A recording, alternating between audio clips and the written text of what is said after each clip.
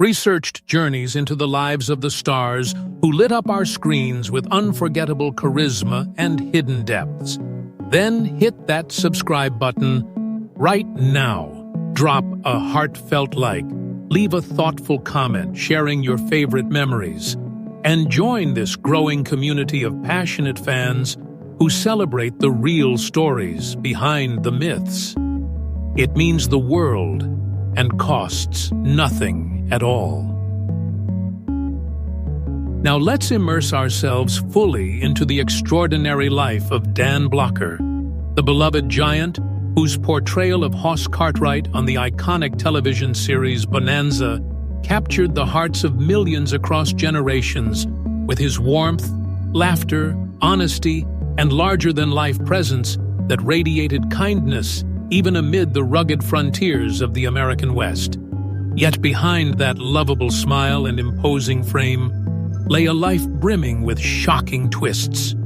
quiet personal struggles, profound courage forged in the crucible of war, unwavering principles of justice and peace, a legendary appetite that matched his physical stature, and deeply held family values that sustained him through fame's relentless glare, all of which culminated decades later when one of his sons, at 66 years old, stepped forward to confirm long-whispered truths that add profound new layers to how fans remember this gentle colossus and his enduring legacy. A revelation that doesn't diminish his heroism, but enriches it with the full spectrum of human experience, resilience, and quiet sacrifice that defined him from his record-breaking birth as Bobby Dan Davis Blocker on December 10, 1928, in the humble town of DeKalb, Texas, where he entered the world at an astonishing 14 pounds. An event that immediately made local headlines and set the tone for a life that would consistently defy ordinary expectations. Growing up in the even smaller community of O'Donnell, where he learned the virtues of hard work early on by helping at his family's grocery store, hauling heavy bags for customers with a cheerful spirit that belied his massive size, absorbing lessons of kindness, integrity, and community that would later infuse every role he played and every decision he made off-screen. As by the tender age of 10, he was already laboring shoulder to shoulder with adult men on construction sites, hauling grain sacks, lifting lumber beams under the scorching Texas sun, building not just physical strength, but an unshakable work ethic and empathetic soul that would one day make Hoss Cartwright a symbol of approachable heroism, earning him the enduring local nickname, the Biggin, as by age 12 he towered at 6 feet tall and weighed 200 pounds. A full-grown man's physique in a child's body that naturally drew challenges from local tough guys, yet saw him emerge victorious from every confrontation, not through needless aggression, but through sheer presence, resolve, and a moral compass that favored de-escalation whenever possible, propelling him through high school and into the Texas Military Institute, where his athletic prowess on the football field shone brightly, securing a scholarship to Sul Ross State University, where he bulked up further to 6 feet 4 inches and 275 pounds. A commanding figure whose gridiron dominance had scouts whispering of professional prospects, yet fate intervened in the most serendipitous way when the college drama club enlisted his help, moving heavy props, leading to an impromptu onstage role in Arsenic and Old Lace that ignited an irresistible passion for acting, prompting him to abandon his English major for theater studies despite tempting football offers, a pivotal choice that transported him to New York City's Broadway stage in a production of King Lear, marking the true genesis of his Hollywood odyssey, though life soon demanded even greater tests of character as he enlisted in the United States Army after college, serving with distinction in the Korean War as a combat infantry sergeant with the 179th Infantry Regiment near Chorwan, where the brutal winters, relentless trench warfare, echoing gunfire, and ever-present danger of death tested his limits daily for nearly 7 months, culminating in one heroic night when, amid heavy enemy fire, he charged forward to rescue a wounded comrade, dragging him to safety at great personal risk and earning the Purple Heart for his valor, an act of selfless bravery that left lasting physical and emotional scars, but reinforced his deep-seated conviction against unnecessary violence, transforming him into a vocal advocate for peace who later spoke powerfully against military aggression and the horrific use of napalm, drawing directly from the horrors he witnessed on Porkchop Hill and other frozen battlefields where every step carried the weight of potential sacrifice. Yet, even in recovery within military hospitals, his spirit remained unbroken, fueling a return to civilian life where he married his college sweetheart, Dolphia Parker, raising 4 children in a household filled with laughter, warmth, and the simple joys of family that became his true anchor amid life's tempests, all while pursuing advanced studies at UCLA, where his booming voice, towering presence, effortless Southern charm, and innate dramatic talent caught the eye of Hollywood casting directors during television's golden age when Westerns reigned supreme, leading to memorable early appearances in classics like Gunsmoke, Colt, The Rifleman, Have, Gun Will Travel, and Maverick, each role layering his growing reputation as the big-hearted everyman who could steal scenes with a grin or a heartfelt glance, building steadily toward bigger opportunities, such as his turn as the lovable Tiny Bodinger in Cimarron City, before the career-defining moment arrived with the role of Hoss Cartwright on Bonanza, a part that fit him like a custom-tailored saddle and allowed him to embody the gentle, good-natured son of the Cartwright Salisis, and whose warmth, humor, loyalty, and moral compass became the emotional heartbeat of the Ponderosa Ranch, drawing inspiration from Quaker missionary Stephen Greeley's timeless words, "Do all the good you can," which he lived by both on and off camera, infusing Hoss with layers of tenderness, fierce protectiveness born from wartime experience, and an authenticity that resonated deeply with families nationwide,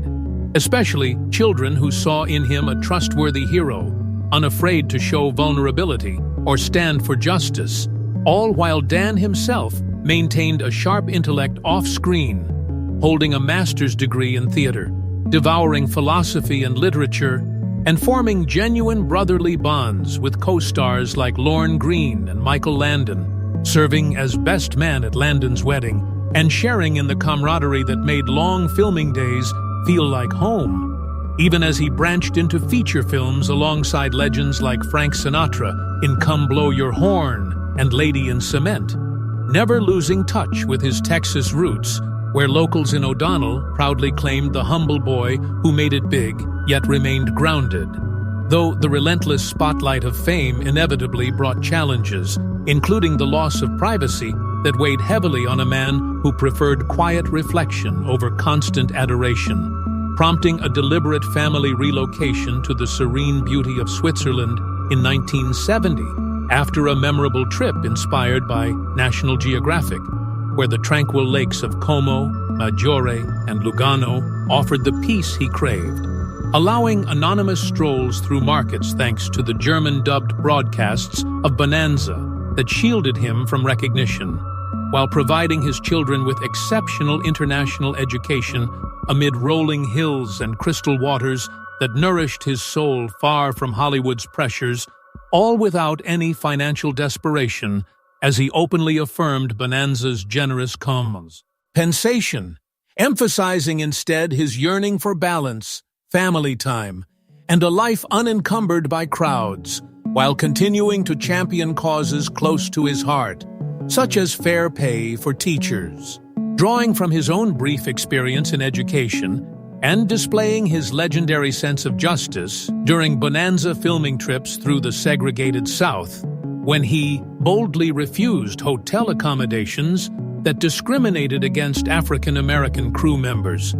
declaring that If not all could stay, then none would.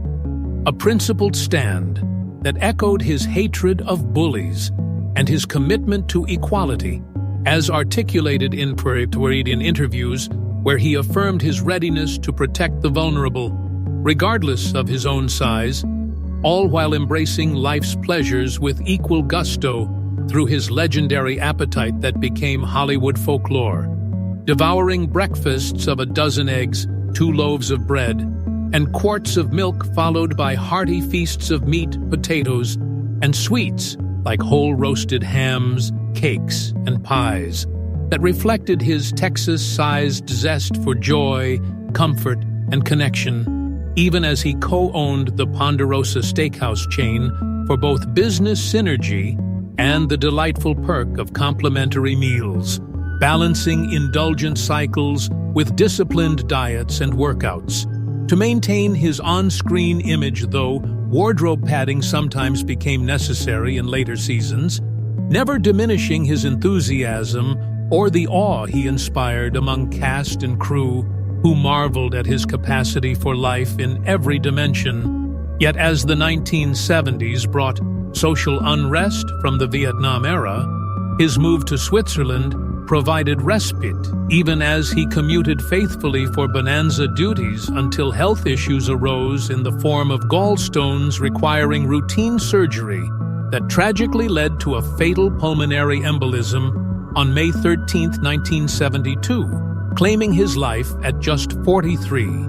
and sending shockwaves through the industry and fan base, who mourned not only the icon, but the genuinely good man behind Hoss, whose passing prompted poignant tributes and forever altered Bonanza as producers, led by Michael Landon's heartfelt scripting, chose to acknowledge the loss subtly through silence, empty chairs, and raw emotion rather than spectacle, allowing collective grieving that honored the character's absence, while the show's ratings and magic inevitably waned without its central heart,